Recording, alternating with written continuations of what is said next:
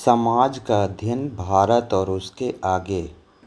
यह सामाजिक विज्ञान की कक्षा 7 की पुस्तक है जो 2025 में गवर्नमेंट ने लॉन्च किया है। इसमें हम इतिहास का पहला चैप्टर देखेंगे।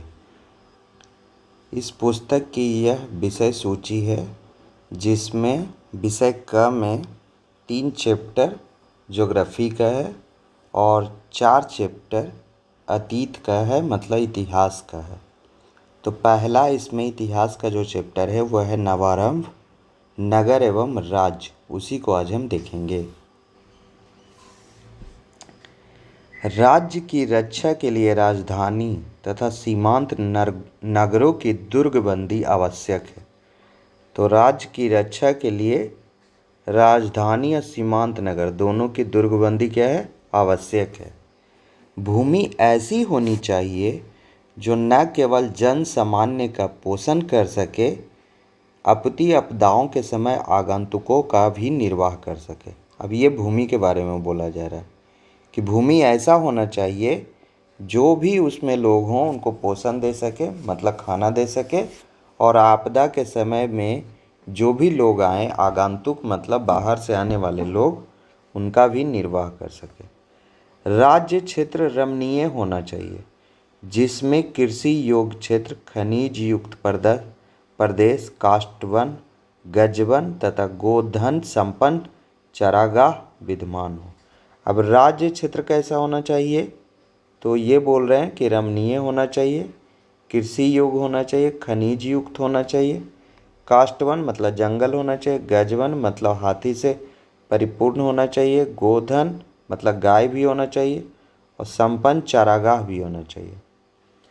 जल के लिए केवल वर्षा पर निर्भरता नहीं होनी चाहिए। अब जल की बात कर रहे हैं, केवल वर्षा पर निर्भरता नहीं होना चाहिए, अपितु राज्य में नदियाँ, जलाशय और अन्य स्रोत भी हों। सड़कें तथा जल मार्ग सुगम एवं सुव्यवस्थित होना चाहिए। यहाँ जल मार्ग का भी बात किया जा रहा है। राज्य में उत्पादक अर्थव्यवस्था होनी चाहिए जो विविध प्रकार की वस्तुओं से परिपूर्ण है। यह कौटिल्य जो अर्थशास्त्र पुस्तक है कौटिल्य की, उससे यह शब्द लिए गए हैं। मतलब किनसे? कौटिल्य किनको कहते हैं? कौटिल्य को ही चाणक्य भी कहा जाता है और इनको विष्णुगुप्त भी कहा जाता है। क्या कहा जाता है? विष्णुगुप्त भी, चाणक्य भी। और इन्होंने चंद्रगुप्त मौर्य को क्या दिलाया था? राज सिंहासन दिलाया था नंदवंश को उखाड़कर। क्योंकि उनकी नंदवंश से क्या हुई थी? उन्होंने अपमान किया था नंदवंश ने, और उन्होंने कसम खाया कि तुम्हारा वंश का नाश कर देंगे, और राजगद्दी पे चंद्रगुप्त मौर्य को बैठाया। यह पूरा का पूरा मगध साम्राज्य का क्या है? कहानी है। उसी सब को पढ़ेंगे आज हम। मगध महाजनपद की राजधानी राजगिरी। ये जो मगध महाजनपद, मगध क्या बन गया था? महाजनपद बन गया था। राजगिरी, आधुनिक राजगीर जो आज का राजगीर है बिहार में, एक प्रमुख संरचना के अवशेष। यह राजगीर में जो मगध का जो राजगिरी राजधानी था उसका एक संरचना का अवशेष है। भारत में द्वितीय नगरीकरण से क्या अभिप्राय है? जनपदों और महाजनपदों का भारत के प्रारंभिक इतिहास में क्या महत्व है? जनपद क्या थे, महाजनपद क्या थे? इन जनपदों और महाजनपदों ने किस प्रकार की शासन प्रणाली का विकास किया? तो शासन प्रणाली, द्वितीय नगरीकरण और प्रारंभिक इतिहास, इन जनपदों का वही इसमें पढ़ेंगे। याद करें कि द्वितीय सहस्त्राब्दी सामान्य संवत पूर्व को इस तरह से लिखा जाता है हिंदी में, जिसको इंग्लिश में क्या कहते हैं? BCE के आरंभिक काल में, अर्थात 2000 सामान्य संवत पूर्व के कुछ शताब्दियों के पश्चात भारत की प्रथम नगरीय सभ्यता कही जाने वाली सिंधु अथवा हड़प्पा या सिंधु सरस्वती सभ्यता का विघटन हो गया। यहाँ पे क्या हो रहा है, हड़प्पा सभ्यता का विघटन हो गया है, हो गया था। उसके अनेक नगर परित्यक्त हो गए, कुछ स्थानों पे लोग जीवन यापन करते रहे, परंतु उन्हें ग्राम्य जीवन शैली की ओर लौटना पड़ा। ग्राम्य जीवन शैली, शहर शैली से क्या हो गए, ग्राम्य जीवन शैली, चूँकि सभी कुछ तबाह हो गया और जो लोग थे जो शहर बसा सकते थे, जो अपना कला दिखा सकते थे, वे सब के सब खत्म हो गए। तो जो लोग बचे वो ग्राम्य जीवन शैली की ओर लौट पड़े। ऐसा इस कारण हुआ क्योंकि हड़प्पा कालीन नगरों के समस्त घटक लुप्त हो गए। मतलब जितने भी बनाने वाले थे हड़प्पा सभ्यता को भव्य नगर बनाने वाले जितने भी लोग थे, जितने भी कारखाने के लोग थे, सब खत्म हो गए थे। जैसे भव्य निजी एवं सार्वजनिक भवन, भीड़ वाले वाले मार्ग एवं व्यस्त बाजार, विभिन्न शिल्पकारों के समूह, धातुकार, कुम्हार, स्थापत्यकार, बुनकर, हस्तशिल्पी, ये सब जो लोग बचे भी उन्हें ज़्यादा जानकारी नहीं था। तो ये सब लोग के लुप्त हो जाने से क्या हुआ, जीवन फिर से ग्राम्य जीवन शैली की ओर लौट पड़ा। लेखन प्रणाली, उन्नत स्वच्छता व्यवस्था, एक व्यवस्थित शासन तंत्र, इसके पीछे विद्यमान एक बृहद शासकीय संरचना, ये सब चीज़ें क्या था, हड़प्पा सभ्यता का विशेषता था, जिसमें शासक वर्ग नेतृत्व करता था। इस प्रकार प्रथम सहस्त्राब्दी सामान्य संवत पूर्व तक भारत से नगरीय जीवन विलुप्त रहा। मतलब लगभग 1000 साल तक कुछ भी नहीं हुआ। 2000 साल के आसपास बीसी, मतलब अभी से 4000 साल पहले जो हड़प्पा सभ्यता धीरे धीरे ख़त्म हुआ और ग्राम्य जीवन जीने लगे लोग, तो 1000 साल तक कोई नगरीकरण नहीं हुआ। मतलब अभी से 3000 साल बाद फिर से द्वितीय नगरीकरण शुरू होगा। भारत से नगरीय जीवन लुप्त प्राय रहा। अभी 2025 चल रहा है और इसमें हम कह रहे हैं 1000 सामान्य संवत पूर्व, मतलब क्या है, 1000 BC। तो अभी से कितना हो गया, 3000 साल। तो 3000 साल पहले अब फिर से शुरू होगा नगरीकरण। और इसके और पीछे क्या था, 2000 BC में जाके क्या हो गया था, हड़प्पा सभ्यता खत्म हो गया था। हड़प्पा सभ्यता समाप्त हो गया था।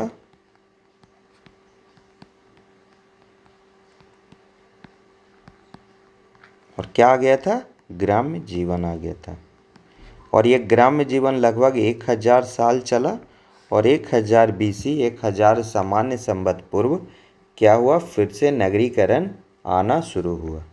यद्यपि उत्तर भारत के कुछ भागों में कहीं कहीं नगरीय सभ्यता के अवशेष विद्यमान रहे होंगे। अब ये कह रहा है कि हो सकता है हड़प्पा सभ्यता समाप्त होने के बाद भी उत्तर भारत के कुछ भाग में नगरीय सभ्यता के अवशेष विद्यमान रहे होंगे, लेकिन वो प्रचलित नहीं थे। गंगा के उपजाऊ मैदान ने महाजनपदों के फलने फूलने तथा समृद्ध होने में अहम भूमिका निभाई। गंगा का उपजाऊ मैदान जो भी था, ये जो गंगा का उपजाऊ मैदान था, ये वाला पूरा वाला पार्ट, ये क्या था, उपजाऊ मैदान। यहीं पे महाजनपद, यहीं पे मगध स्टार्ट होगा। निस्संदेह भारत के प्राचीन इतिहास में कई महत्वपूर्ण क्षेत्रीय संस्कृतियाँ विद्यमान थी, जिनका अध्ययन हम यहाँ नहीं कर रहे हैं। इसके उपरांत प्रथम सहस्त्राब्दी सामान्य संवत पूर्व में विशेषतः गंगा के मैदानी भाग, सिंधु घाटी के कुछ क्षेत्रों तथा इसके निकटवर्ती क्षेत्रों में एक नवीन तथा जीवंत नगरीकरण का चरण प्रारंभ हुआ। कहाँ प्रारंभ हुआ, गंगा के मैदानी भाग में, जिसका क्रमशः संपूर्ण उपमहाद्वीप में विस्तार हुआ। सिंधु घाटी सभ्यता क्या था, जहाँ से गंगा नदी से आरंभ होता है उसके पहले तक ही समाप्त हो गया था, लेकिन ये जो नगरीकरण स्टार्ट होगा ये संपूर्ण उपमहाद्वीप में फैलेगा। इस नवीन नगरीकरण के साक्ष्य हमें दो प्रमुख स्रोतों से प्राप्त होते हैं। पुरातात्विक उत्खनन, जिनसे इन प्राचीन नगरों के अस्तित्व की पुष्टि होती है, और प्राचीन साहित्य जैसे उत्तर वैदिक, बौद्ध तथा जैन साहित्य, जिनमें इन नवीन नगरों का विशेष उल्लेख प्राप्त होता है। नगरीकरण के इस नए चरण को प्राय भारत का द्वितीय नगरीकरण कहा जाता है, जो आश्चर्यजनक रूप से आज तक अनवरत चलता। आज तक ये खत्म नहीं हुआ। सिंधु घाटी सभ्यता प्रथम नगरीकरण था, लेकिन वह कुछ साल बाद 1000 साल तक लुप्त रहा और द्वितीय नगरीकरण गंगा नदी के घाटी में शुरू हुआ। तो आइए देखें नगरीकरण का यह चरण कैसे विकसित हुआ। जनपद और महाजनपद। द्वितीय सहस्त्राब्दी सामान्य संवत पूर्व के उत्तरार्ध में, मतलब द्वितीय सहस्त्राब्दी मतलब 2000 BCE जब ख़त्म होने वाला हो, लगभग क्या हो जाएगा, ये ख़त्म कब होगा, 2000 कब ख़त्म होगा, जब लगभग 1000 मतलब कि 10 बोलो, 20 बोलो, 30 बोलो के आसपास आ जाएंगे, तो यह ख़त्म होने लगेगा। उत्तरार्ध उसको कहते हैं जब समाप्त होने लगे, द्वितीय सहस्त्राब्दी। तो ये यहाँ के बाद जैसे ही 1000 में आएंगे वैसे ही प्रथम सहस्त्राब्दी हो जाएगा। उत्तरार्ध में उत्तर भारत की विभिन्न क्षेत्रीय संस्कृतियाँ धीरे धीरे स्वयं को पुनर्संगठित करने लगी। लोग स्वयं को कुलों अथवा वंशों के रूप में संगठित करने लगे। कुल और वंश आने लगे जो संभवतः समान भाषा एवं सांस्कृतिक परंपराओं को साझा करते थे। यहाँ क्या है, समान भाषा और संस्कृति है। जो भी चीज़ डेवलप हो रहा है उसमें कुल और वंश पुनर्संगठित होने लगे थे, और क्या था, उनका भाषा और संस्कृति भी क्या था, समान था।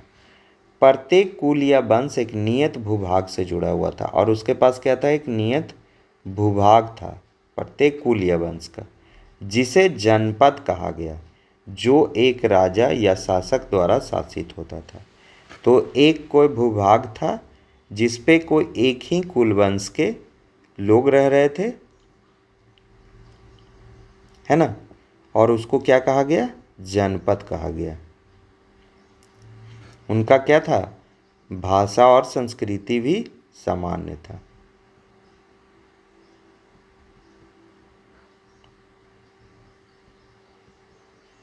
इक्वल था। संस्कृत में जनपद का अर्थ होता है, यह संस्कृत वर्ड है जिसका जनपद का अर्थ होता है जहाँ जन ने अपना पद रखे हों। जहाँ भी जो भी जन ने पद रख दिया उसको लोग वहाँ क्या, उस भूभाग को जनपद कहने लगे, अर्थात जहाँ लोग निवास करने लगे। जैसे जैसे व्यापारिक मार्गों, वाणिज्यिक तंत्रों का विस्तार हुआ और वे विभिन्न जनपदों को आपस में जोड़ने लगे, अब कुछ कुछ जनपद क्या होने लगे, जुड़ने लगे आपस में, वैसे वैसे ये जनपद भी विकसित होने लगे।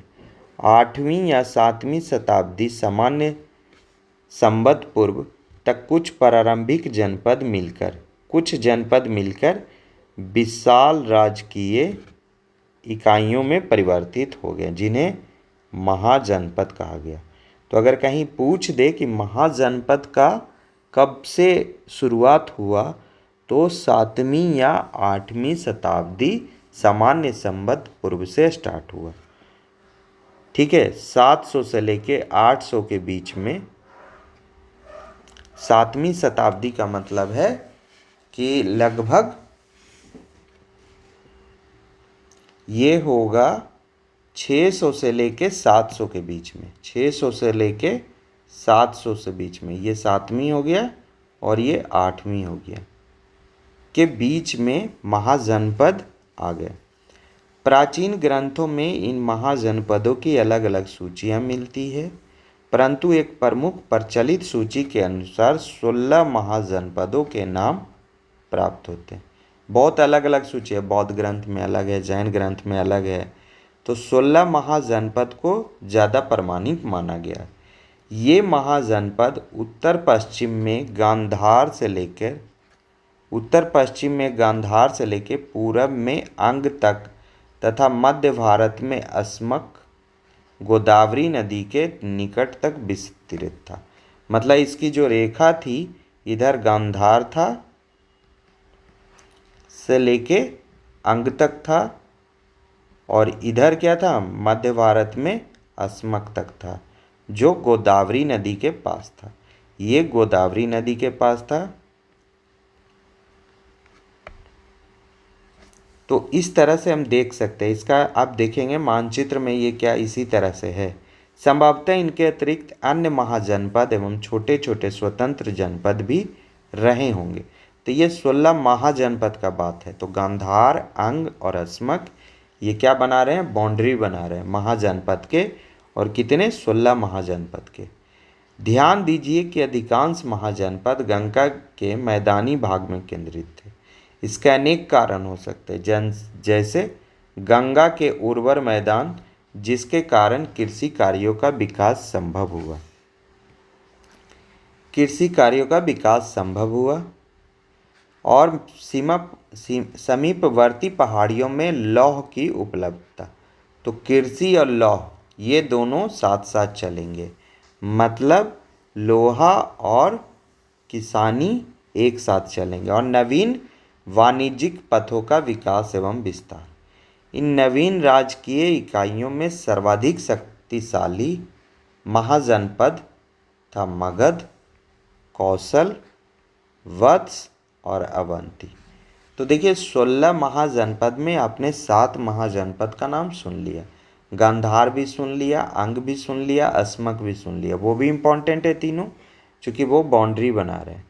और ये 4 भी इम्पॉर्टेंट है चूँकि महाशक्तिशाली महाजनपद हैं। ये सर्वाधिक शक्तिशाली महाजनपद है। तो मगध, कौशल, वत्स तथा अवंती। मानचित्र को देखकर क्या आप इनकी राजधानियों की पहचान कर सकते हैं? साथ ही इनमें से कितने नगरों की पहचान वर्तमान भारतीय नगरों से की जा सकती है? तो अभी जो पहले जो थे महाजनपद वो आज भी होंगे, लेकिन दूसरे दूसरे नगरों में बटे हुए होंगे। इस मानचित्र की तुलना कक्षा 6 के अध्याय भारत अर्थात इंडिया में महाभारत में उल्लिखित प्रदेशों के मानचित्र से कीजिए और उन नामों को सूचीबद्ध कीजिए जो दोनों में समान है। आपके अनुसार यह समानता क्या संकेत करती है? तो आप कक्षा 6 में भी जाइए और भारत अर्थात इंडिया जो वहाँ जो चैप्टर है उसमें जो नाम है महाभारत में, उन नामों से इन नामों को मैच करा के देखिए। परीखा, खाई, किले या किलेबंद शहर के चारों ओर एक गहरा तथा चौड़ा गड्ढा जिसमें पानी भरा होता था, उसको क्या कहते हैं? परीखा या खाई कहते हैं। मानचित्र 4.3 में महाजनपदों की राजधानियों को दर्शाया गया है। इनमें से अधिकांश नगर विशाल तथा सुदृढ़ प्राचीरों, किलों से युक्त थे, मतलब किला बना हुआ था, जिनके बाहर सुरक्षा हेतु एक गहरी परीखा बनाई जाती थी। मतलब इस तरह से अगर किला है तो उसके चारों तरफ क्या किया जाता था? गड्ढा खोद दिया जाता था। क्या किया जाता था? और उसमें पानी भर दिया जाता था, खाई बना दिया जाता था। प्रायः दुर्ग की प्राचीरों के प्रवेश द्वार जानबूझकर संकरे बनाए जाते थे। प्रवेश द्वार कैसे होते थे? संकरे होते थे, वो छोटे छोटे होते थे, ताकि उसमें से ज़्यादा लोग एक साथ हमला न कर सकें, जिससे नगर में प्रवेश और निकास करने वाले जनों तथा वस्तुओं का प्रहरियों द्वारा नियंत्रण किया जा सके। तो उससे क्या होता था कि लोग कम आते थे, तो जो भी यहाँ पे प्रहरी गार्ड जो होते थे वो सारे लोग पे ध्यान रख सकते थे। एक साथ बहुत सारे लोग नहीं निकलेंगे तो क्या होगा कि उन पे ध्यान रखा जा सकता। विचारणीय तथ्य यह है कि प्राचीन राजधानियाँ आज भी नगरों के रूप में विद्यमान हैं। जो भी प्राचीन राजधानियाँ थी उन महाजनपदों के, वो आज भी नगरों के रूप में विद्यमान हैं। ये आधुनिक नगर वस्तुतः 2500 वर्ष प्राचीन है। और ये जो आज के नगर में हम लोग रह रहे हैं उस सभी नगरों में बहुत सारों की कहानियाँ 2500 वर्ष पुरानी हैं। प्रारंभिक लोकतांत्रिक परंपराएं। प्रत्येक जनपद में एक सभा या परिषद होती थी। जिस तरह से पारिक क्या है, इम्पोर्टेंट है। मैं इम्पोर्टेंट वर्ड को थोड़ा थोड़ा कहीं कहीं लिंक करता जाऊंगा। ये भी लाइन क्या है आपके लिए इम्पोर्टेंट है, 4 गो सर्वाधिक महाशक्तिशाली महाजनपद के बारे में जानना। और ये भी इम्पोर्टेंट है किस तरह से वहाँ का 16 महाजनपद का बाउंड्री था, महाजनपद कब था, ये भी इम्पोर्टेंट है। और ये जो जनपद थे उनकी क्या विशेषता थी, ये भी इम्पोर्टेंट है। वो एक कुल और वंश थे, एक ही भाषा और संस्कृति था उनका, और जहाँ पे लोग निवास करने लगे थे उनको जनपद कहा जाता था।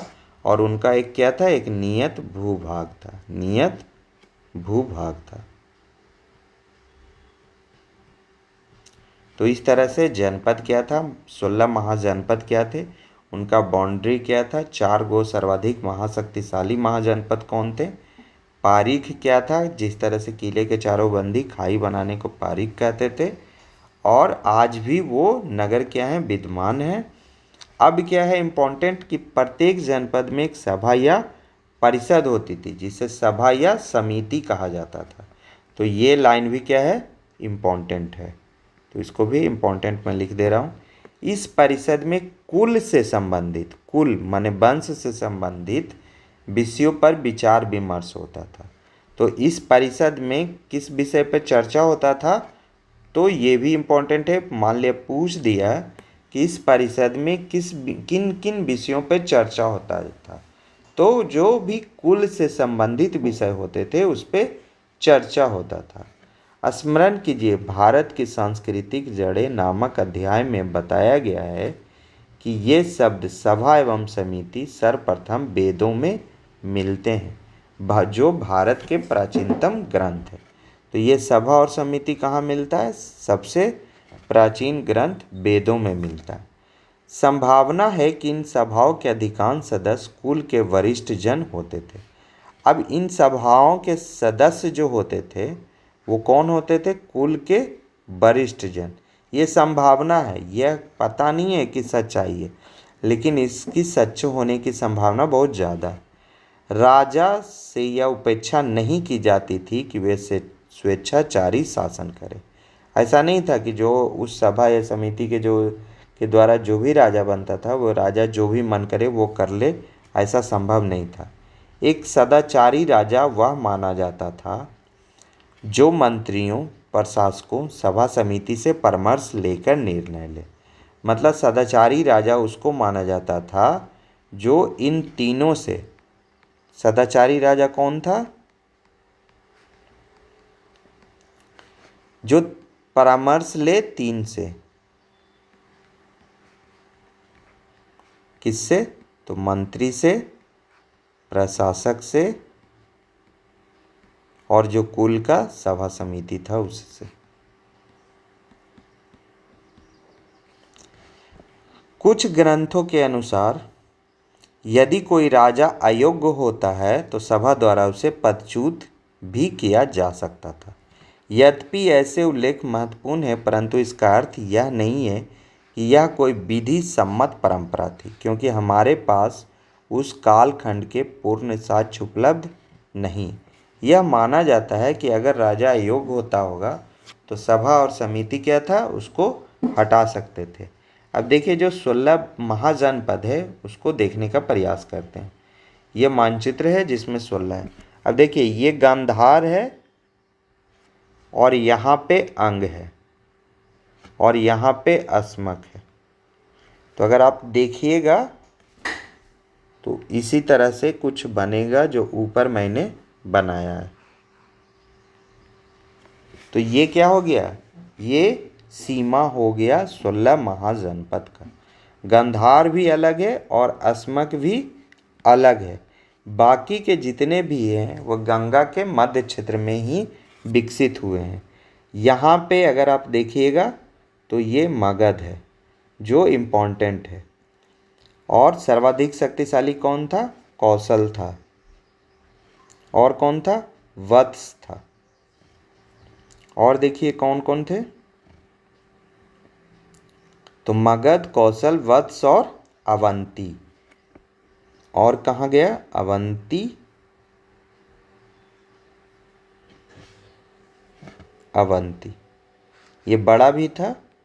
मगध धीरे धीरे सभी को क्या करता है? अपने अंदर ले लेता है अशोक तक आते आते। तो सबसे बड़ा क्या है? अवंती है। तो ये बड़ा भी है और सर्वाधिक शक्तिशाली भी है।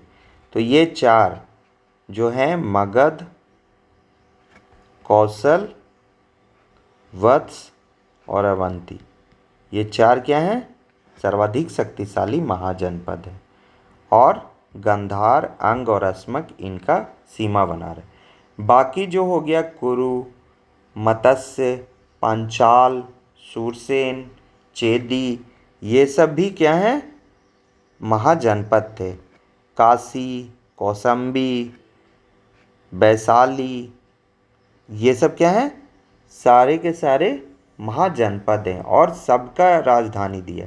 मगध का राजधानी राजगिरी, अवंती का राजधानी उज्जैनी, कौशल का राजधानी श्रावस्ती, वत्स का राजधानी कौसंबी, काशी का राजधानी वाराणसी, मल्ल का राजधानी कुशीनारा, वैशाली का राजधानी ब्रिजी, अंग का राजधानी चंपा, कुरु का राजधानी इंद्रप्रस्थ और गांधार का राजधानी तक्षशिला। क्या है? तक्षशिला। तो इस तरह से आप देख सकते हैं कि गांधार का राजधानी पुष्प कलावती भी था और तक्षशिला भी था। तो ये दोनों आपको याद रखना है। तो मैंने राजधानी भी बता दिया, 16 महाजनपद को भी बता दिया। अब इस फिगर को आप जितना बार देखेंगे उतना ज़्यादा आपका बढ़ते जाएगा ज्ञान। और कौन किस राज्य में है बहुत डिटेल से देखेंगे तो वो भी समझ में आने लगेगा, चूँकि पीछे इसके सारे राज्य के बाउंड्री दिए गए हैं। अपनी राजनीतिक प्रणाली के अंतर्गत महाजनपदों ने जनपदों के मूल सिद्धांत का विस्तार एवं परिष्कार किया। जो भी उनकी राजनीतिक प्रणाली थी उसके अंतर्गत महाजनपद ने जनपदों के जो मूल सिद्धांत थे उसको विस्तार एवं परिष्कार किया। कुछ महाजनपदों में राजतंत्रात्मक शासन प्रणाली थी, अर्थात राजा सर्वोच्च अधिकार युक्त होता था, जिसे मंत्रियों, वरिष्ठ जनों की सभा या समिति का समर्थन प्राप्त होता था। राजा का पद सामान्यतः वंशानुगत होता था। यहाँ भी क्या है? वंशानुगत है। जो राजा का बेटा है वही राजा बनेगा। अर्थात वर्तमान राजा साधारणतः पूर्ववर्ती राजा का पुत्र होता था। राजा के प्रमुख उत्तरदायित्व होते थे कर संग्रह करना, शासन एवं विधि व्यवस्था बनाए रखना, राजधानी में सुदृढ़ प्राचीरें, दुर्ग और परिखाएं बनवाना। परिखाएं मतलब पानी का खाई,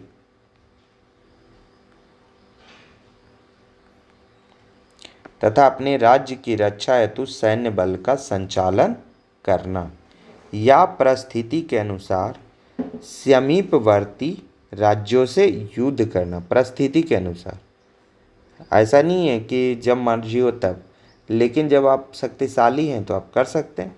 मगध जो वर्तमान बिहार में स्थित था, कौशल वर्तमान में जो उत्तर प्रदेश का भाग था तथा अवंती वर्तमान मध्य प्रदेश का भाग, ये सब उस काल के शक्तिशाली महाजनपद थे।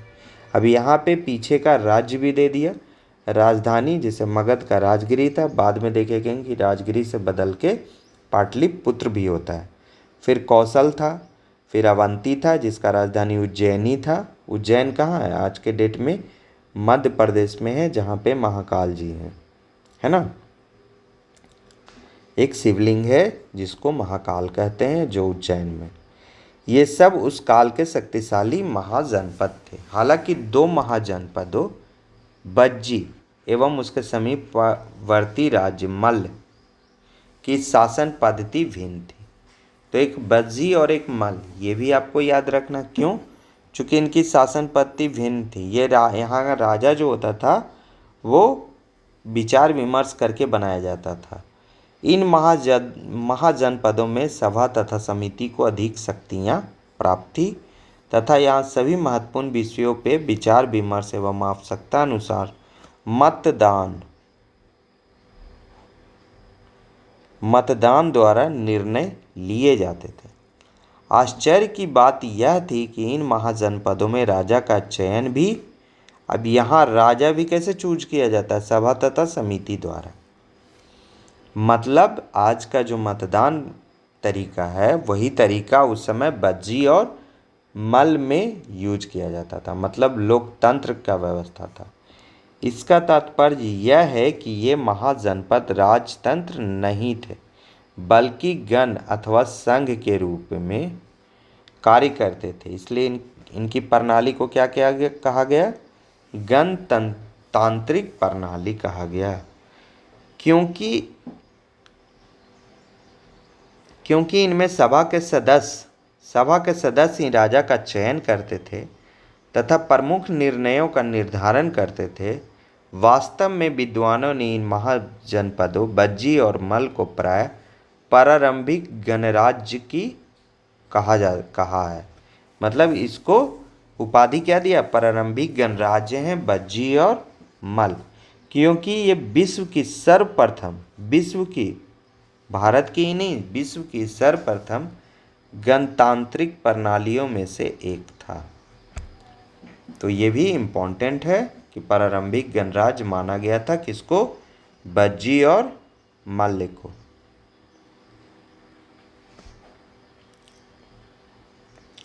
वत्स महाजनपद की राजधानी कौशाम्बी में एक भवन समूह के अवशेष, यह कौशाम्बी का क्या है, भवन समूह है। हड़प्पा सभ्यता इसको नहीं बोलिएगा, ठीक है। तो हमने अभी तक देख लिया जनपद, महाजनपद, मगध, बज्जी और मल का गणतांत्रिक प्रणाली, मगध अवंती इस सब में राजतांत्रिक प्रणाली, कैसे पारीख बनाते हैं, कैसे किलेबंदी करते थे। अब कुछ अन्य नवीन प्रयोग देखेंगे। जनपदों तथा महाजनपदों का यह युग गंभीर परिवर्तनों का काल था, एक ट्रांजिशन पीरियड था। जो भी जनपद महाजनपद में कन्वर्ट हो रहे थे और मगध क्या कर रहा था, अपनी जड़ें फैला रहा था, जो वर्तमान समय तक भारतीय सभ्यता को प्रभावित करता रहा है, जो आज भी क्या है, प्रभावित कर रहा है। कक्षा 6 के भारत की सांस्कृतिक जड़ें नामक अध्याय में हमने देखा कि इस काल में उत्तर वैदिक, बौद्ध, जैन इत्यादि अनेक नवीन विचारधाराओं का उदय हुआ। इस काल में क्या हुआ था, उत्तर वैदिक, बौद्ध और जैन ये सब नवीन विचारधारा का उदय हुआ था। उनसे संबंधित अनेक ग्रंथों की रचना भी हुई। इन विचारों को विद्वानों, भिक्षुओं के द्वारा संपूर्ण भारतवर्ष में यात्रा करते हुए अथवा तीर्थ यात्राओं के माध्यम से जन जन तक पहुंचाया गया। नई चीज़ें आ रही थी। इस समय भारतीय कला का भी नवीकरण हुआ, जो आगे चलकर साम्राज्य काल में पुष्पित और पल्लवित हुआ। कला भी क्या हुआ, नवीकरण हुआ। नगरीकरण तकनीकी के बिना संभव नहीं है, बिना तकनीकी के नगरीकरण संभव नहीं है। बड़े बड़े भवन बनाना और नई नई सड़कें बनाना ये सब बिना तकनीक के संभव नहीं। हमने पूर्व में देखा कि हड़प्पा सभ्यता के लोग ताम्र और कांस्य की धातु कला में दक्ष थे।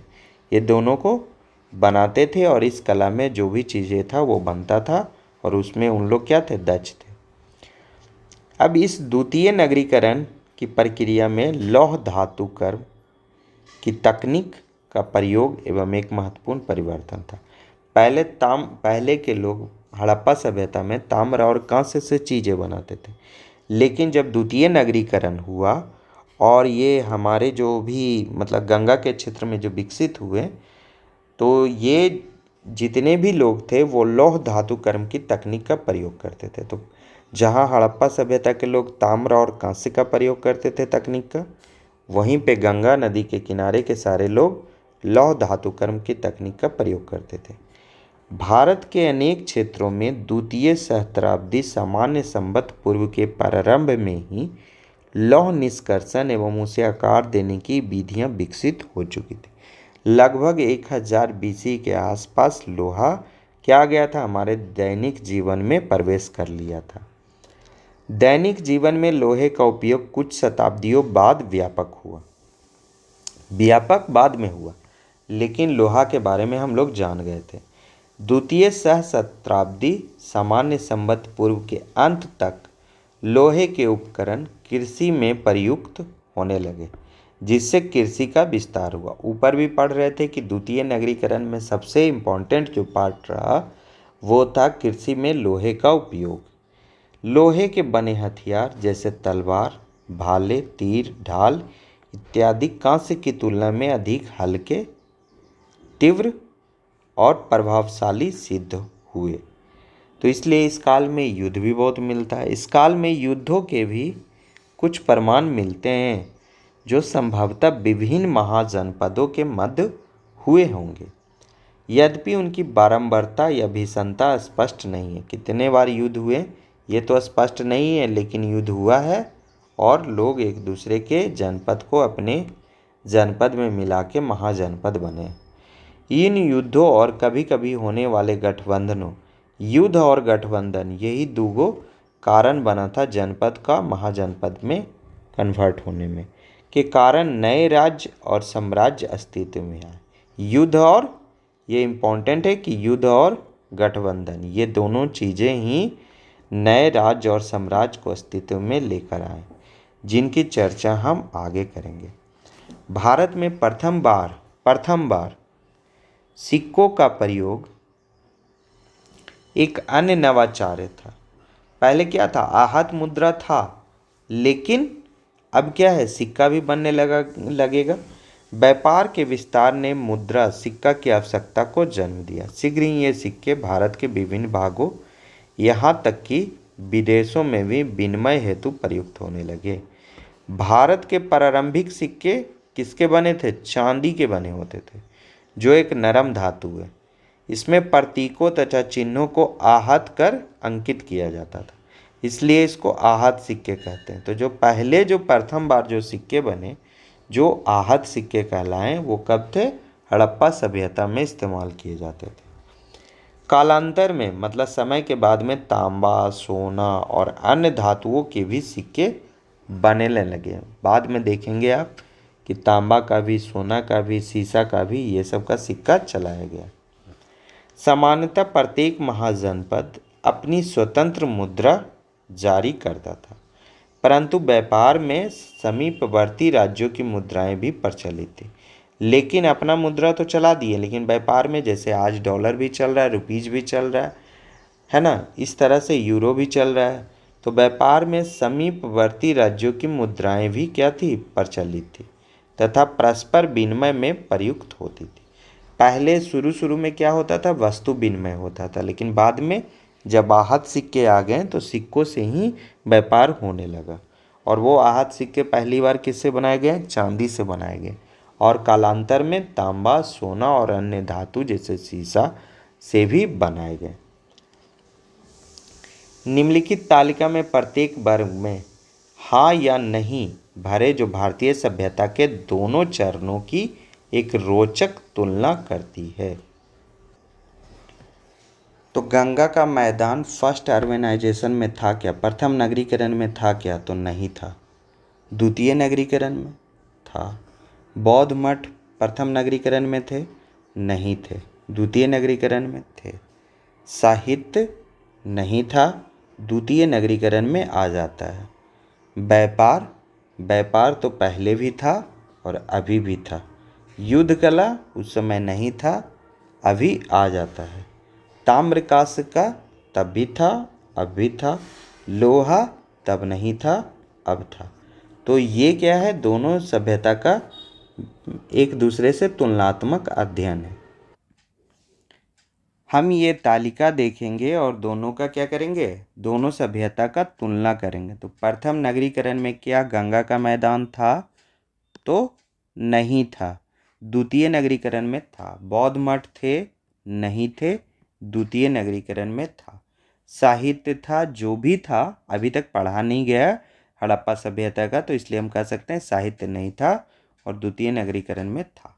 व्यापार तो उस समय भी होते थे और ज़्यादा होते थे, बाहर से होते थे, और अभी भी होता था। युद्ध कला उनको नहीं पता था, ऐसा कोई साक्ष्य नहीं मिलता है कि आपस में लड़ाई की हो या हथियार बनाए हों। थोड़े बहुत हथियार बनाए जाते थे, लेकिन द्वितीय नगरीकरण में युद्ध कला भरपूर था। ताम्र और कांस्य का उस समय भी इस्तेमाल होता था और अभी भी इस्तेमाल होता था। लोहा का पहले इस्तेमाल नहीं होता था और अभी होता था। तो इस तरह से कुछ रोचक तुलना है जिसको आप देख सकते हैं। वर्ण जाति व्यवस्था उस समय, ये जो गंगा के मैदान के क्षेत्र में जो वैदिक काल शुरू हुआ, उस समय वर्ण जाति व्यवस्था उत्तर वैदिक काल में तो और भी ज़्यादा बढ़ गई। हमने पहले देखा कि कैसे सभ्यता के उदय के साथ साथ मानव समाज और अधिक जटिल होता गया। जब कभी भी ऐसा होता है, समाज स्वयं को विभिन्न समूहों में संगठित कर लेता है। जैसे जैसे सभ्यता का उदय होता है, समाज जटिल होता चला जाता है और विभिन्न समूहों में संगठित भी होता चला जाता है। उसका आधार या तो वर्ग होता है, या व्यवसाय होता है, या किसी अन्य आधार पर भी होता है, जैसे शासन पे, प्रशासन पे, धर्म पे, शिक्षा पे, व्यापार पे, नगर नियोजन पे, कृषि पे, शिल्प पे, कला पे। ये सब धर्म के नाम पे जितने भी द्विवेदी, चतुर्वेदी, दो वेद का ज्ञान होने वाला, चार वेद का ज्ञान होने वाला, आज भले ही उन्हें ज्ञान न हो, लेकिन उनका जो संगठन हुआ या जो समूह बना, वो उनके शिक्षा पे बना, किसी का प्रशासन पे बना, किसी का शासन पे बना। कोई कृषि किया तो किसान बन गया, कोई शिक्षा दिया तो शिक्षक बन गया। आज भी जब आप जाएंगे नए जॉब करेंगे, तो आज जो नए नए शब्द आ रहे हैं, artisan, technician, executive, non executive, HR का बंदा, ये सब चीज़ें आपको सुनने को मिलेगा और वे अलग अलग समूह में बटे होंगे। देखिए, ये सांची का स्तूप का क्या है, एक पैनल दिखाया गया, मतलब एक चित्र पट्टिका दिखाया गया, जिसमें लौह धातु कार्यशाला दिखाई गई है। क्या दिखाया गया? लौह धातु कार्यशाला। श्रमिक को जलावन की लकड़ी, जल लेकर आते हुए, आग जलाते हुए, लोहा पीटते हुए दिखाया गया। तो देखिए, ये जल लेकर आ रहे हैं, यहाँ पे लोहा का पिटाई हो रहा है,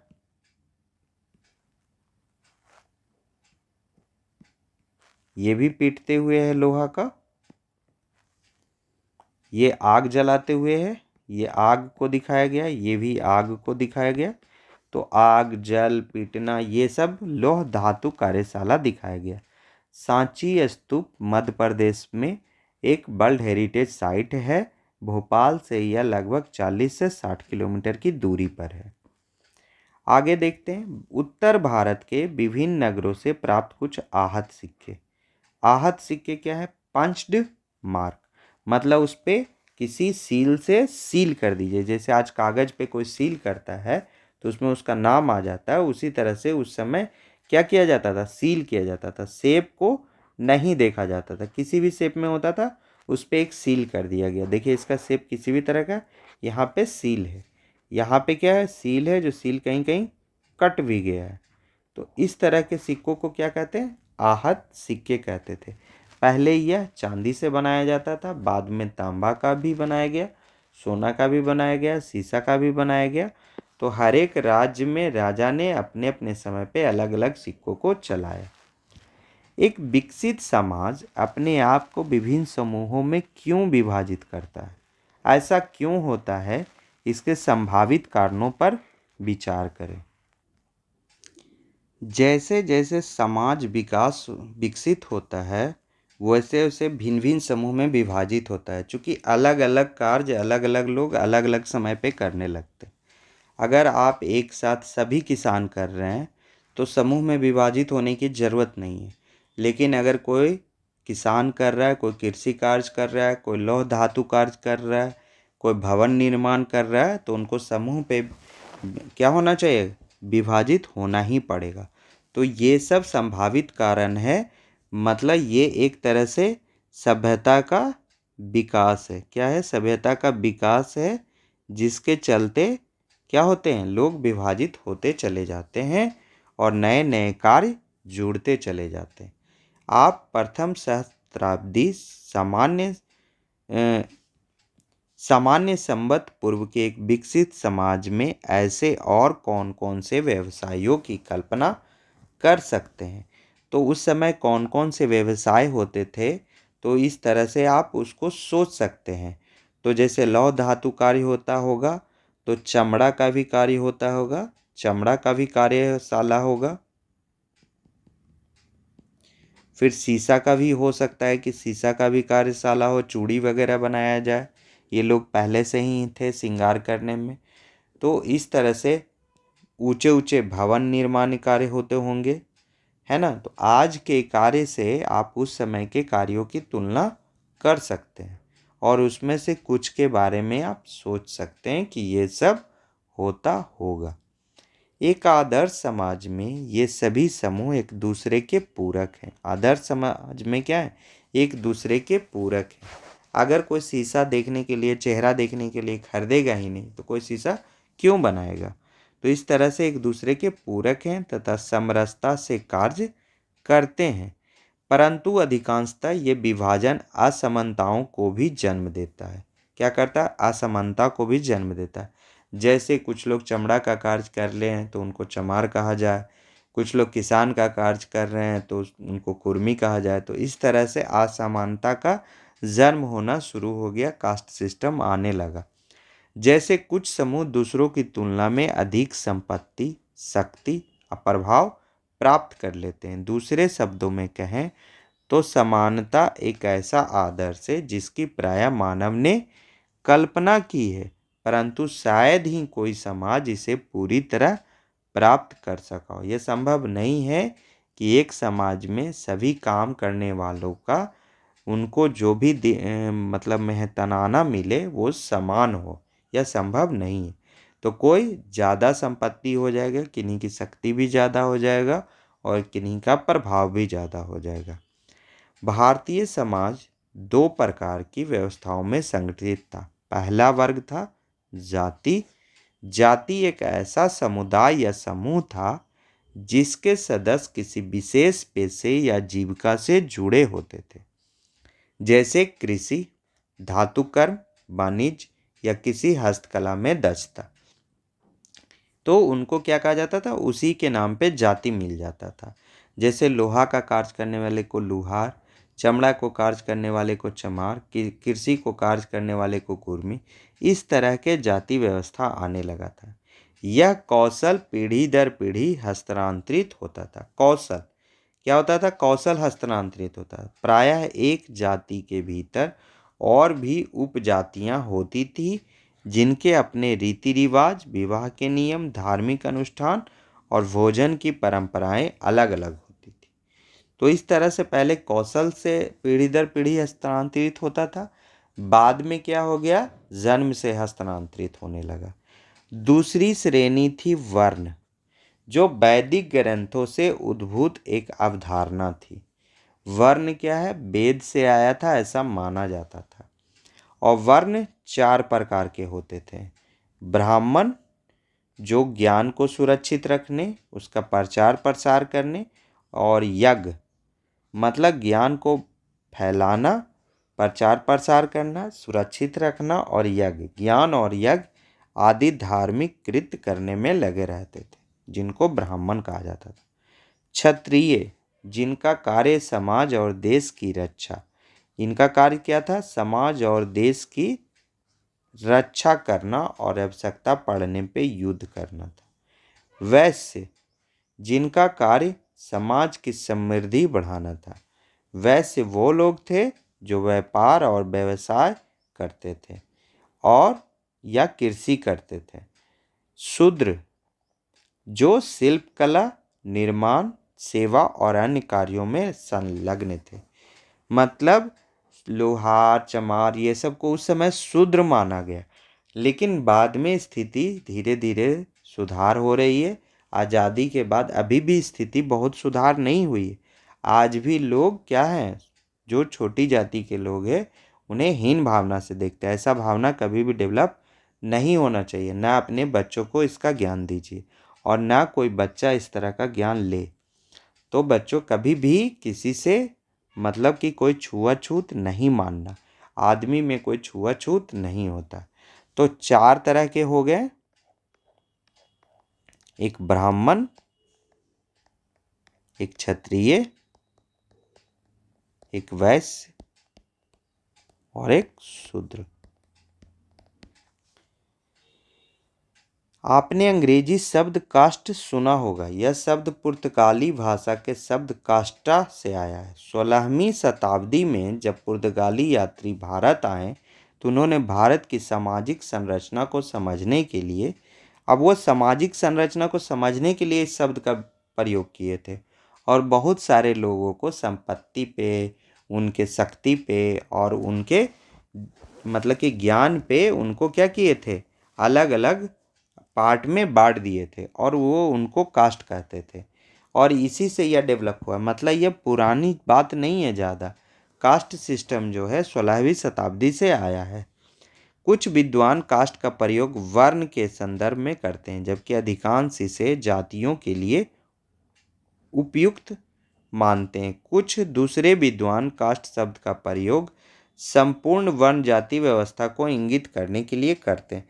अब पुर्तगाली उस समय कास्ट को क्या समझ के करते थे वो एक अलग बात है, लेकिन आज क्या है, हम लोग वर्ण और जाति में उसको विभाजित कर दिए हैं। ज़्यादातर कास्ट को जाति समझा जाता है। वर्ण व्यवस्था अभी भी 4 ही माना जाता है, लेकिन जातियां 1000 हो गई हैं।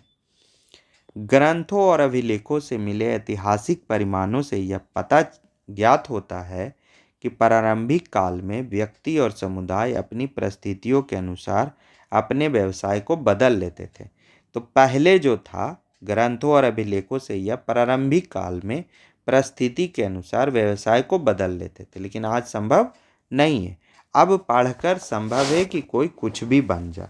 कोई कलेक्टर बन सकता है पढ़कर, कोई इंजीनियर बन सकता है पढ़कर, कोई भी डॉक्टर बन सकता है पढ़कर। उसके लिए कहीं भी जाति का जरूरत नहीं है। उदाहरण के लिए लंबे समय तक पड़े अकाल या प्राकृतिक आपदा के कारण कृषक समुदाय को अपने क्षेत्र से नगर की ओर पलायन करना पड़ता था। उन्हें अन्य व्यवसाय अपनाने पड़ते थे। कुछ ब्राह्मण व्यापार या यहाँ तक कि सैनिक कार्यों में भी प्रवृत्त हो जाते थे। यह जटिल प्रणाली भारतीय समाज की रचना में सहायक रही। यह जटिल प्रणाली होते चला गया। जो किसान थे जिनको कुर्मी कहा जाता था, अब वो कुछ और व्यवसाय करने लगे। अगर वो लोहा का करने लगे तो लोहार बन गए, और कभी अगर चमड़ा का करने लगे हों तो चमार भी बने हों। तो इस तरह से ब्राह्मण कुछ क्षत्रिय भी बन गए और बाद में अपना वंशज ही अलग कर लिया। कुछ व्यापार भी करने लगे, जैसे चेट्टी समुदाय वगैरह लोग। तो इस तरह से जो समाज की गतिविधियाँ विशेषतः आर्थिक गतिविधियों को संगठित करने में उपयोगी रही और इसने समाज को कुछ हद तक स्थिरता प्रदान की। किंतु समय के साथ यह प्रणाली कठोर होती चली गई। समय के साथ क्या हो गया, कठोर होता चला गया, और जिससे निम्न जातियां या समुदायों के प्रति असमानता और भेदभाव बढ़ा, जो वर्ण जाति व्यवस्था से बाहर माने गए। इस प्रक्रिया का अध्ययन आगे की कक्षा में किया जाएगा। वर्ण व्यवस्था बहुत ही जटिल चीज़ है और इसके बारे में अध्ययन करना बहुत ही कठिन है। वर्ण जाति व्यवस्था ने भारतीय समाज पर गहरा प्रभाव डाला। पीढ़ियों से अनेक विद्वानों ने इसके असंख्य पहलुओं का अध्ययन किया है। यह आम सहमति है कि प्राचीन काल में यह व्यवस्था अपेक्षाकृत भिन्न थी। यह माना जाता है कि पहले ऐसा नहीं था, लचीला था, लेकिन अभी लचीला नहीं है, कठोर है। विशेष रूप से अधिक लचीली थी, लेकिन समय के साथ साथ विशेषतः ब्रिटिश शासनकाल में यह अत्यधिक कठोर हो गई। ब्रिटिश शासनकाल में इसकी कठोरता बढ़ती चली गई। वर्ण व्यवस्था का, वर्ण और जाति का मतलब कोई जाति अब अपने व्यवसाय के आधार पर अपना जाति नहीं बदल सकता था। यह भी ध्यान रखना चाहिए कि वर्ण जाति व्यवस्था भारतीय समाज में कार्यरत एक प्रमुख व्यवस्था रही है, परंतु यह एकमात्र सामाजिक व्यवस्था नहीं रही है। ऐसा नहीं है कि सिर्फ व्यवसाय के कार्य पे ही जाति को बांट दें और यही एक सामाजिक व्यवस्था थी, नहीं थी। और भी लोग मिलजुल के रहते थे और भी चीज़ें करते थे। अन्य अनेक व्यवस्थाएं भी अस्तित्व में थी, जिनका अध्ययन हम आगे के अध्यायों में विशेषकर हमारी सांस्कृतिक धरोहर और ज्ञान परंपराएं में करेंगे। जिस तरह से सांस्कृतिक जड़ी थी उसी तरह से हमारी सांस्कृतिक धरोहर और ज्ञान परंपराओं में भी इनका अध्ययन किया जाएगा।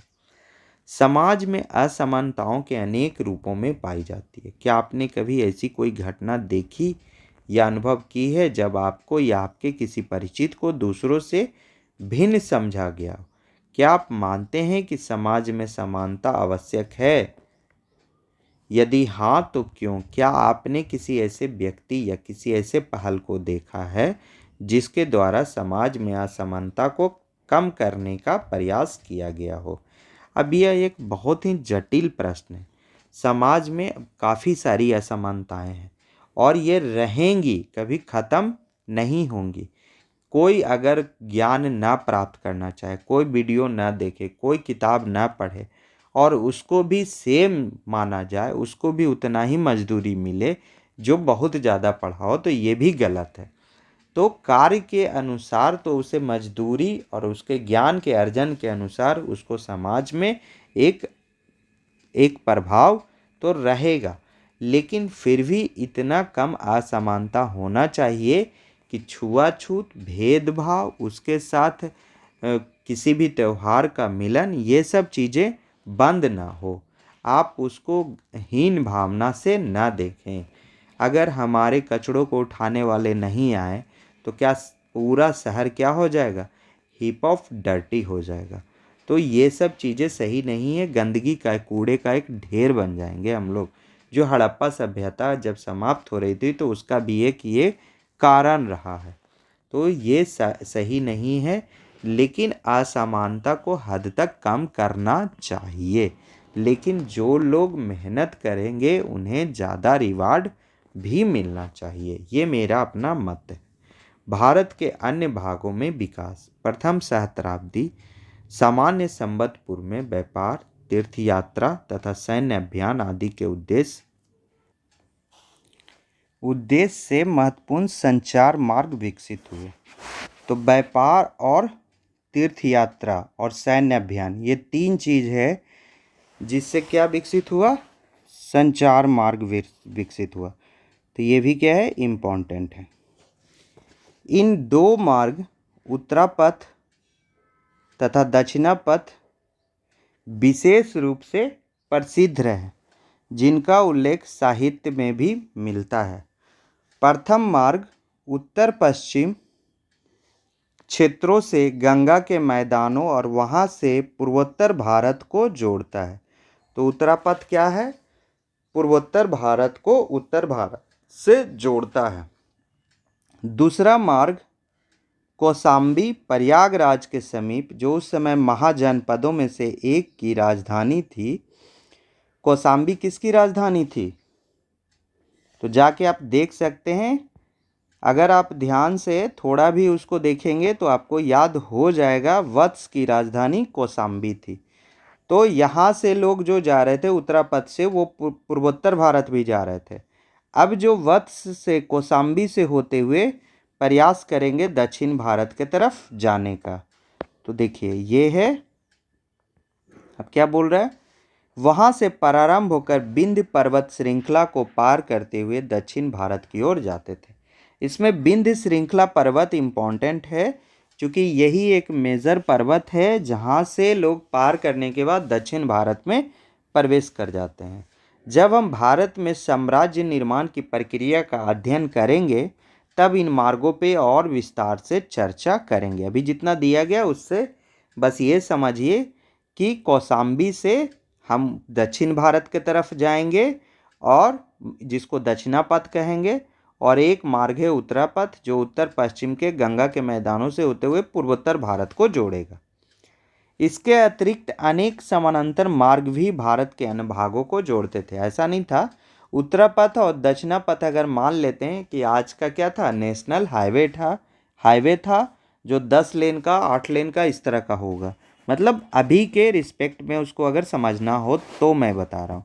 और समानांतर मार्ग क्या है? स्टेट हाईवे है, जो छोटी छोटी पतली पतली और भी मार्ग है जिससे भी जाया जा सकता है। विशेषकर पश्चिमी और पूर्वी समुद्र तटों के महत्वपूर्ण बंदरगाहों को, जो व्यापार के सक्रिय केंद्र थे। तो पश्चिमी क्षेत्र पे भी और पूर्वी क्षेत्र पे भी बहुत सारे समुद्र तट पे क्या थे? बंदरगाह थे। पूर्वी क्षेत्र के कई प्रमुख नगर उभरे, जैसे शिशुपालगढ़, वर्तमान में भुवनेश्वर।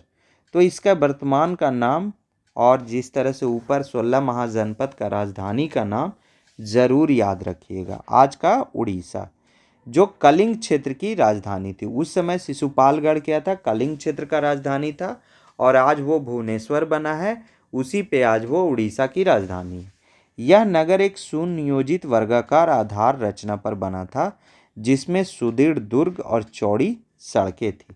भारतीय उपमहाद्वीप के दक्षिणी क्षेत्रों में नगर निर्माण की प्रक्रिया दक्षिणी क्षेत्रों में खास करके दक्षिणी क्षेत्रों में नगर निर्माण की प्रक्रिया 400 सामान्य संवत पूर्व के आसपास हुई।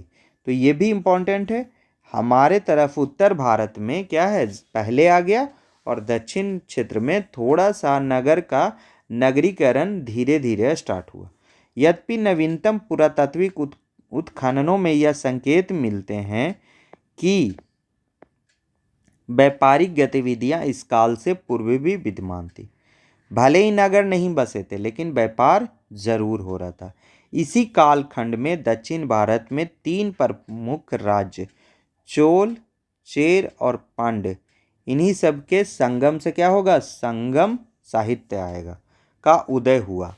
पुरातात्विक साक्ष्यों के अतिरिक्त प्राचीनतम तमिल साहित्य में इन राज्यों तथा उनके राजाओं का उल्लेख मिलता है। प्राचीनतम तमिल साहित्य में दक्षिणी क्षेत्र बहुमूल्य तथा अर्ध बहुमूल्य रत्नों, स्वर्ण तथा सुगंधित मसालों जैसे संसाधनों से समृद्ध था। आज पहले का जो दक्षिणी क्षेत्र था, आज भी क्या है, वहाँ रत्न, स्वर्ण और सुगंधित मसाले आज भी वहाँ से होते हैं। केरला वगैरह से आज भी मसाले का व्यापार होता है। आज भी अभी जो हाल ही में जो फिल्म आई है KGF 2, उसमें भी दिखाया गया है स्वर्ण माइंस के बारे में। तो ये पहले के ही सारे दक्षिणी क्षेत्र के बहुमूल्य और अर्ध बहुमूल्य रत्नों, स्वर्ण तथा सुगंधित मसाले के क्षेत्र थे। अतः उन्होंने न केवल संपूर्ण भारत बल्कि विदेशी, केवल संपूर्ण भारत ही नहीं, विदेशी राज्यों एवं साम्राज्यों के साथ भी लाभप्रद व्यापार किया। इसी व्यापार को तो देखकर आकृष्ट होकर पुर्तगाली लोग भी आए, डच लोग भी आए, अंग्रेज लोग भी आए, फ्रांसीस लोग भी आए। 300 या 200 सामान्य संवत पूर्व के लगभग उत्तर पूर्वी प्रदेश समेत संपूर्ण उपमहाद्वीप एक परस्पर जुड़ा हुआ जीवंत भूभाग बन चुका था। ये समय किसका था? अशोक का समय था। क्या था? मौर्य वंश का समय था। और इस समय पूरा उत्तर पूर्वी प्रदेश समेत संपूर्ण महाद्वीप एक परस्पर जुड़ा हुआ जीवंत भूभाग बन चुका था। वस्तुएं और संस्कृति एक से दूसरे क्षेत्र में तथा कई बार भारत से बाहर मध्य एशिया एवं दक्षिण पूर्व एशिया तक पहुंची। मध्य एशिया और दक्षिण पूर्व एशिया तक भी पहुंची। क्या क्या पहुंचा? तो वस्तुएं भी और संस्कृति भी। इसी समय महाजनपदों का अस्तित्व समाप्त हो गया। उनके स्थान पर एक ऐसे नवीन परिवर्तन आए जिन्होंने भारत को पुनः आकार देना प्रारंभ किया। अब क्या है? राजा महाराजा का क्षेत्र आने लगेगा। तो ये हम लोग पढ़ रहे थे पहले, तो ये थोड़ा सा देख लें, जो फिगर छूट गया है। ये शिशुपालगढ़ का क्या है? चित्र है। ये शिशुपालगढ़ का चित्र है। आधुनिक भुवनेश्वर उड़ीसा का एक उपनगर 1948 में प्रथम बार क्या हुआ? उत्खनित हुआ। नगर में प्रवेश करने वाले द्वारों में से एक, जो दुर्ग की प्राचीरों के मध्य स्थित है। द्वार के बाहर जल से भरी हुई परिरेखा देखी जा सकती है। देखिए, ये जल से भरी हुई क्या है? परिरेखा। ध्यान दें कि द्वार सोच समझकर संकरा बनाया गया था। द्वार क्या बनाया गया था? सोच समझकर संकरा बनाया गया था। बहुत चौड़ा नहीं है, जितना यहाँ चौड़ा है उतना ही कम चौड़ा यहाँ है, जिससे लोगों और सामान की आवाजाही पे नियंत्रण रखा जा सके। ये क्या हो गया? 300 अगर मूवी आपने नहीं देखा है तो देखिएगा, तो उसमें देखिएगा इसी संकरेपन का उपयोग करके 300 लोग एक जो होते हैं जरुस्त्र, उसको पूरे के पूरे को तबाह कर देते हैं। बहुत लोगों को मार देते हैं। भले बाद में हार जाते हैं कुछ छल कपट के चलते, लेकिन उस समय वो बहुत लोगों को मार चुके होते हैं। तो संकरेपन का उपयोग करके आप उस पर ध्यान दे सकते हैं। चीज़ों के आवाजाही पे, लोगों के आवाजाही पे। ये देखिए हड़प्पा सभ्यता का के बाद ये 1900 सामान्य सामान्य संवत पूर्व है, और उसके बाद का दिखा रहा है। फिर जनपद का ये काल है 1200 से 400 तक। फिर ये महाजनपद का काल है 300। उसके बाद फिर आगे स्टार्ट हो जाएगा 300 के बाद राजा महाराजाओं का और एक पूरे भारतीय उपमहाद्वीप पे शासन का। तो ये दिखाया गया 1900 से 300 सामान्य संवत पूर्व की समय रेखा। इसके पहले क्या है, हड़प्पा सभ्यता है। इसके बाद क्या है, अलग राजा महाराजा का सभ्यता है। राजा महाराजा आने लगेंगे, डायनेस्टी आना लगेगा, सल्तनत काल आना लगेगा, ये सब आने लगेगा। और ये देखिए वस्तुएं हैं। ईरोड के निकट कोडुमनाल, ईरोड के निकट कोडुमनाल तमिलनाडु में शंख तथा रत्न उद्योग। तमिलनाडु का ये शंख या रत्न उद्योग है। तो ये कहाँ है, कोडुमनाल में। तो कोडुमनाल इम्पोर्टेंट है, जिसको आप याद रखिएगा। पूछा जा सकता है कि कोडुमनाल कहाँ है, ईरोड के निकट है और वो तमिलनाडु में है। ठीक है, ईरोड और कोडुमनाल दोनों याद रखिएगा। इस तरह से दक्षिण पूर्व क्षेत्र का भी कुछ कुछ इतिहास के बारे में बताया गया। आगे बढ़ने से पहले दूसरी सहस्त्राब्दी सामान्य संवत पूर्व के अंत से उत्तर और मध्य भारत के कुछ भागों में जनपदों का उदय हुआ।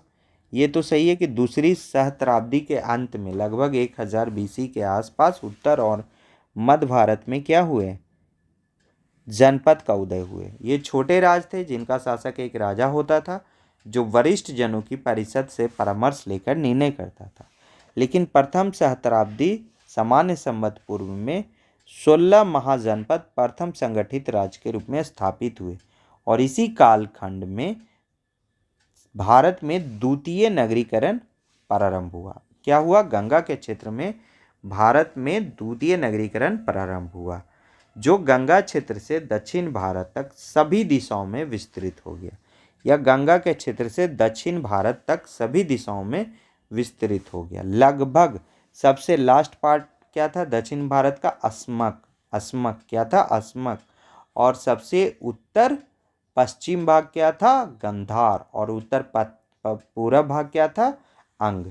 ये जरूर याद रखिएगा, गंधार, अंग और अस्मक। गंधार, अंग और अस्मक।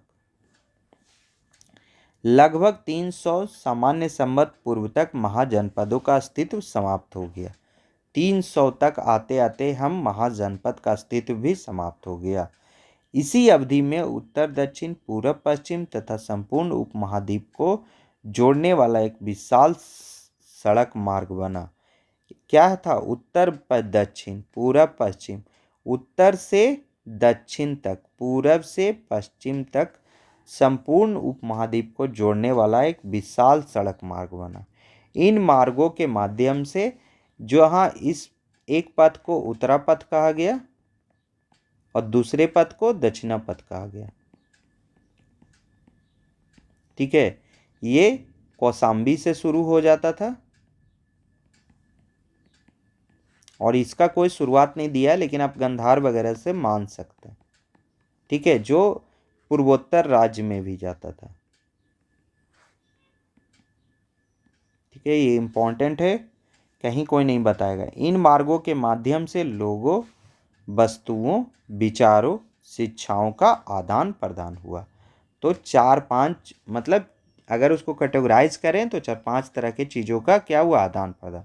लोग के भी आदान प्रदान हुए, वस्तु का भी आदान प्रदान हुआ, विचार का भी हुआ, शिक्षा का भी हुआ, कला का भी हुआ। तो इस तरह से आदान प्रदान शुरुआत हुआ। अब देखिए कुछ प्रश्न हैं, प्रश्न और क्रियाकलाप। इसमें क्या कह रहा है, पहला प्रश्न है, अध्याय के आरंभ में दिए गए उद्धरण के आधार पर विचार करें और समूह में चर्चा करें। अपने निरीक्षणों तथा निष्कर्षों की तुलना करें कि कौटिल्य ने एक राज के लिए क्या अनुशंसा की थी और क्या यह आज की परिस्थिति से भिन्न है। तो कौटिल्य ने क्या क्या अनुशंसा किया था, कौटिल्य ने कहा था आज भी उसका मॉडर्न कॉन्टेक्स्ट में ज़रूरत है। जैसे उन्होंने बोला था कि, तो पहला चीज बोला था कि रक्षा के लिए दुर्गबंदी, तो ये आज भी ज़रूरी है। रक्षा के लिए बॉर्डर का होना, मतलब सीमा का होना बहुत ज़रूरी है, आज भी मॉडर्न कॉन्टेक्स्ट में भी ज़रूरी है।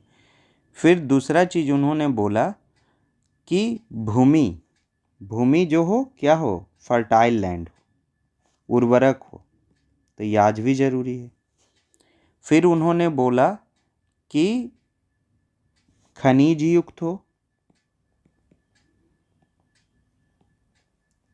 कृषि युक्त हो।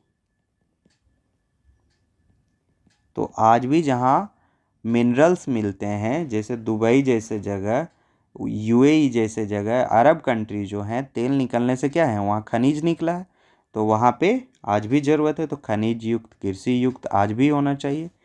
जल का वो कहते थे कि वर्षा पे ही निर्भरता नहीं होना चाहिए, नदी होना चाहिए, जलाशय होना चाहिए। तो आज भी ये चीज़ें उतना ही इम्पोर्टेंट है। आज तो नहर एक नया शब्द जुड़ गया है, उस समय भी नहर बनता था, लेकिन आज बड़े बड़े नहर बनाए जाने लगे। सड़क और जल मार्ग, आज भी हम जल मार्ग में बहुत ज़्यादा विकसित नहीं हुए हैं, लेकिन आज भी यह ज़रूरत है। तो ये पहला हो गया कि रक्षा, तो आज भी सिक्योरिटी ज़रूरी है, दुर्गबंदी सीमा पे ज़रूरी है। दूसरा है भूमि, तीसरा है खनिज, चौथा है जल, पांचवा है सड़क। तो ये आज भी चीज़ें जरूरी है। पाठ के अनुसार प्रारंभिक वैदिक समाज में शासकों का चयन कैसे किया जाता था? तो वैदिक समाज में शासकों का चयन कैसे होता था? तो सभा समिति तो भाग लेती थी, लेकिन वो भी कुल और वंश पे ही आधारित होता था। तो उस समय क्या था, 3 तरह की बातें होती थी। या तो सभा समिति से विचार विमर्श करके लिया जाता था, या कुल वंश के आधार पे ही चूज कर लिया जाता था, और अगर अयोग्य होता था तो उसे हटा भी दिया जाता था। तो 3 तरह की बातें होती थी। कल्पना कीजिए कि प्राचीन भारत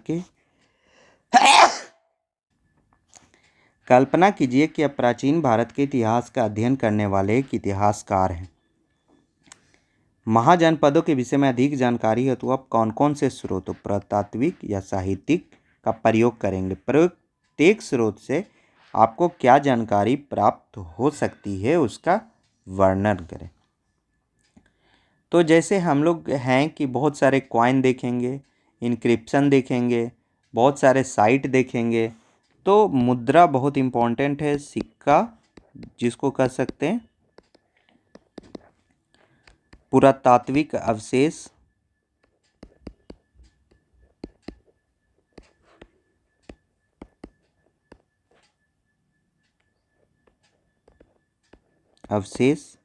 जिसमें आ जाएगा भवन उवन। तो इस तरह के चीज़ों को हम उपयोग करके क्या करेंगे, जानकारी प्राप्त करेंगे। और वो उसमें क्या होगा, सबसे इम्पोर्टेंट जो भी चीज़ लगेगा, जिसमें ज़्यादा जानकारी मिलेगा, जिसमें मतलब कि ज़्यादा बातें पता चलेगा, उसको हम ज़्यादा सही मानेंगे। जैसे सिक्का से काफ़ी ज़्यादा इम्पोर्टेंट मिलता है इन्फॉर्मेशन, सिक्का काफ़ी इम्पोर्टेंट हो जाता है। उसी तरह से बाद में लिटरेरी सोर्सेस भी ज़्यादा रहता है, आर्कियोलॉजिकल सोर्सेज भी बहुत ज़्यादा रहता है, पुरातात्विक स्रोत हो गया वो भी ज़्यादा रहता है। तो आपने अगर क्लास 6 का वीडियो देखा होगा कि इतिहास के क्या क्या स्रोत हैं, तो उसमें बहुत सारे स्रोत का चर्चा किया गया है। प्रथम सहस्त्राब्दी सामान्य संवत पूर्व में नगरीकरण हेतु लौह धातु विज्ञान का विकास इतना महत्वपूर्ण क्यों था? उत्तर देने हेतु आप पाठ में दिए गए तथ्यों के साथ साथ अपनी जानकारी या कल्पना का भी उपयोग कर सकते हैं। तो इसमें बोल रहा है कि लौह धातु, जैसे सांची के स्तूप पे दिया था कि क्या हो सकता है, लौह धातु कैसे है। तो इसमें लौह धातु से क्या क्या होगा, सबसे पहले तो कृषि का विकास होगा, दूसरा क्या होगा, शस्त्र बनाए जाएंगे जो युद्ध में प्रयोग होगा, तीसरा क्या होगा, भवन निर्माण होगा लोहा से, इससे हल वगैरह बनाया जाएगा, हल का आगे का पार्ट, ठीक है। और व्यापार में भी उन्नति होगा, व्यापार में भी बहुत सारा व्यापार करने के लिए अगर मान लिया पहिया बनाना है तो पहिया बना सकते हैं। इस तरह के तथ्यों का प्रयोग करके आप कह सकते हैं कि ये सब लौह धातु विज्ञान का विकास महत्वपूर्ण है इस सब कारणों से। तो ये वीडियो काफ़ी बड़ा है, आप इसको समझ सकते हैं। इसका क्वेश्चन आंसर में अगर आपको दिक्कत होगा तो एक सेपरेट, अगर आप कमेंट में कुछ लिख के देते हैं कि आप सेपरेट क्वेश्चन आंसर का वीडियो बना दीजिए तो मैं बना दूंगा। लेकिन अगर आप इसको सही से पढ़ेंगे समझेंगे तो आप सक्षम रहेंगे सारे प्रश्नों के उत्तर देने में।